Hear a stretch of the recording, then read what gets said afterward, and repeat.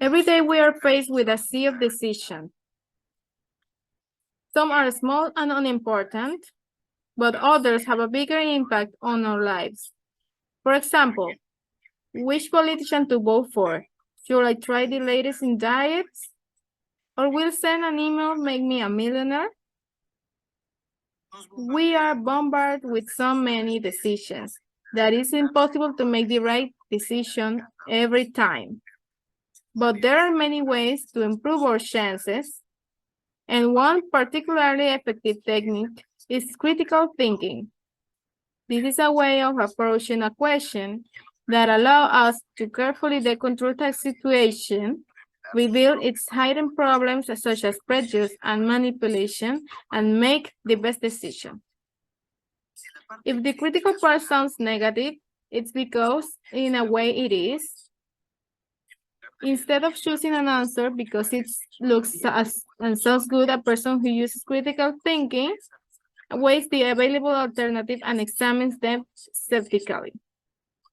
With the help of the tools at your disposal, you will leave out all but the most useful and reliable information. There are many different ways to approach critical thinking, and here is a 5-step process that can help you solve any problem. First step, ask your question. In other words, you must know what you are looking for. This is not always as simple as it seems. For example, if you decide to try the latest diet, other factors may complicate your motivation to do so, such as the claim that results can be seen in just 2 weeks. But if you approach your approach with a clear vision of what you are trying to achieve with your diet, be it weight loss, healthier eating, or any energy research, it will help you navigate through this information critically, find what you are looking for, and decide if this new whim really suits your needs. Second step, collect your information. There is a lot of data, so having a clear idea will help you determine what is relevant. If you're trying to decide on a diet to improve your diet, you may ask for the advice of experts or look for the testimonial of the other person. Gathering information helps you weigh different options, which brings you closer to the decision that helps you reach your goals. Third step, but the information into practice, sometimes that is achieved by asking critical questions. Faced with a decision, ask yourself, what concept works in this case? What assumptions are there? Is my interpretation of the information logically valid? For example, is this an email that promises you millions? You should consider what factors are at play in this situation. I assume the sender is telling the truth. Based on the evidence, it is logical to assume that I'm going to make money. Step 4, consider the consequences.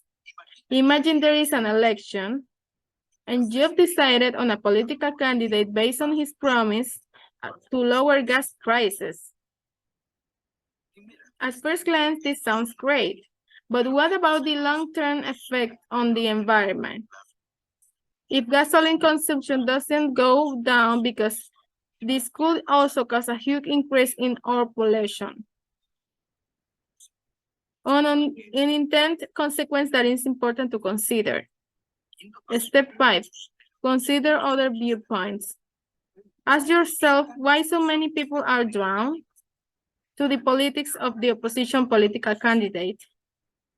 Even if you disagree with anything that candidate says, considering all viewpoints might shed light on why some politics that do not seem valid, they are valid for others. This will allow you to consider other alternatives, evaluate your own decisions, and ultimately help you make more informed decisions. This 5-step process is just one tool, and it certainly won't eradicate the thought decisions from our lives. but it can help us increase the number of positive decision we make. Critical thinking can provide us with the necessary tools to face a sea of decisions and find what we are looking for.